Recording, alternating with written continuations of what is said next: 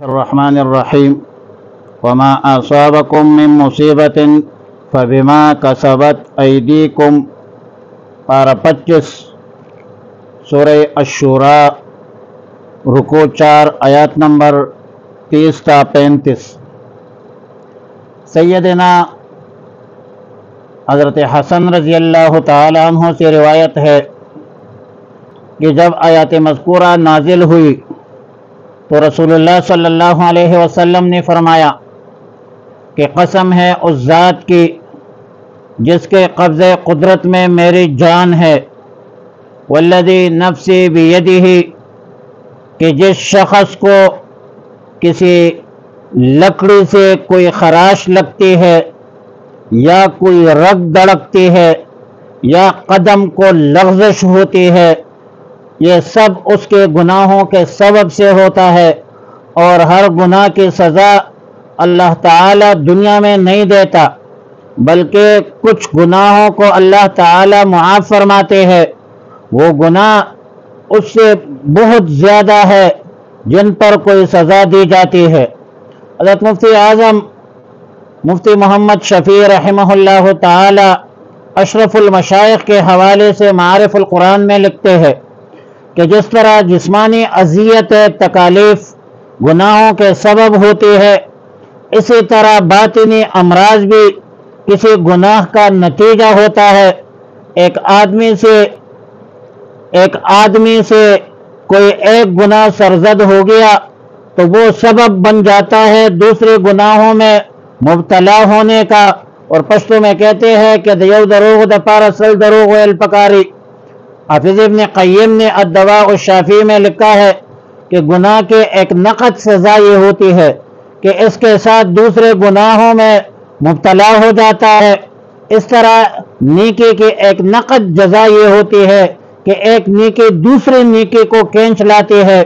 قاضی بیداوی فرماتے ہیں کہ آیات مذکورہ ان لوگوں کے لیے مخصوص ہے جن لوگوں سے گناہ سرزد ہوتی ہے۔ انبیاء علیہ السلام تو گناہوں سے معصوم ہے، پاک ہے، یا وہ لوگ جو نابالغ ہے، وہ لوگ جو مجنون ہے، جو مکلف نہیں ہے، ان کو جو تکلیف پہنچتی ہے، ان کو جو مصیبت پہنچتی ہے، وہ اس حکم میں داخل نہیں ہے۔ مطلب انبیاء علیہ السلام مجانین یا نابالغ لوگ وہ اس میں داخل نہیں ہے۔ اس کے اسباب اور حکمت کچھ اور ہے۔ مثلا انبیاء علیہ السلام پر مصائب رفع درجات کے لیے آتے ہیں۔ تندباد مخالف سے نہ گھبرائے عقاب، یہ تو چلتی ہے تجھے اونچا اڑانے کے لیے۔ ابراہیم علیہ السلام کو وَإِذِ ابْتَلَىٰ إِبْرَاهِيمَ رَبُّهُ بِكَلِمَاتٍ فَأَتَمَّهُنَّ وَإِبْرَاهِيمَ الَّذِي وَفَّىٰ، ابراہیم علیہ السلام امتحانات میں کامیاب ہوتے ہیں تو اللہ تعالیٰ نے فرمایا انی جاعلک للناس اماما، پورے عالم انسانیت کا رہنما اور مقتدی اور پیشوا بنتا ہے۔ بہرحال حقیقت تو یہی ہے کہ انسان کے جو صلحاء کی مصائب ہے، نیک لوگوں کی مصائب ہے، اس کی مشکلات ہے، اس کے حکمتوں سے ہر انسان قاصر ہے، کوئی انسان اس کا احاطہ کر نہیں سکتا۔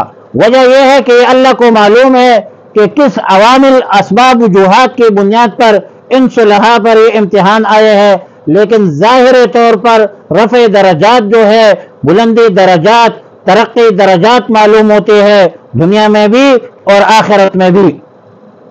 البتہ بعض روایات سے معلوم ہوتا ہے کہ جن گناہوں پر سزا دنیا میں مل جاتی ہے، مومن کے لیے اس سے آخرت میں معافی ہوتی ہے، جیسا کہ مستدرک کی روایت میں ہے۔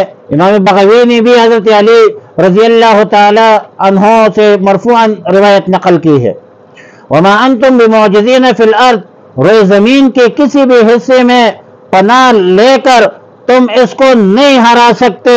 وما لکم من دون اللہ من ولی، اللہ کے بغیر تمہارا کوئی مددگار نہیں ہے، کوئی حامی نہیں ہے۔ اور اللہ کے آیت و قدرتوں کی نشانیوں میں سے یہ جہاز کا چلنا ہے دریا میں کل اعلام پہاڑ کی طرح۔ مطلب یہ ہے کہ جہاز کا سمندر میں چلنا دلیل ہے اللہ تعالیٰ کی عجیب صناعی کا، اللہ کی صنعت و حرفت کا، قوت و طاقت کا، حکمت و بصیرت کا، آیات و بینات کا۔ اگر اللہ چاہے تو ہوا کو ٹہرا دے تو وہ جہاز سمندر کی سطح پر کڑے ہو کر کڑے کے کڑے رہ جائیں گے۔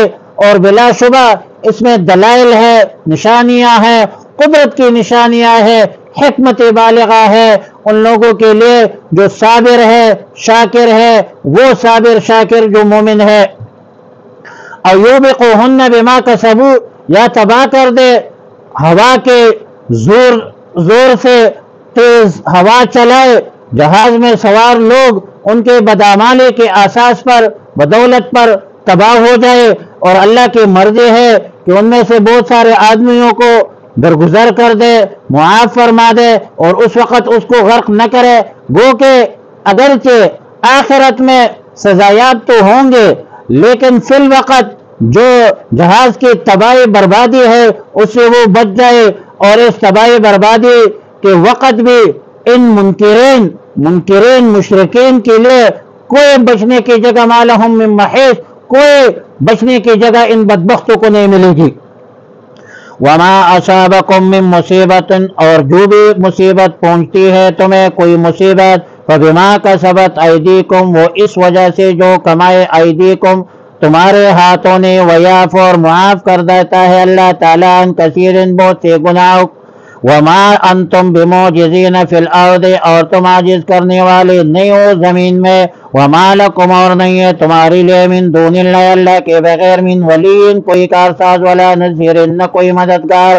ومن آیاتہ الجوار فی البحر کالآلام، اور اللہ کی نشانیوں میں سے الجوار جہاز فی البحر سمندر میں، کالآلام پہاڑوں جیسے، ان یشاء یسکن الریح، اگر اللہ چاہے تو ٹھہرا دے ہوا کو، فیضللنا، رواکد علی ظہرہ، تو وہ رہ جائے کڑے والا ظہری، اس کی پیٹھ سطح پر۔ ان فی ذلک لآیۃ، بے شک اس میں نشانیاں ہے، لکل صبار شکور، ہر صبر کرنے والے شکر گزار والے کے لیے۔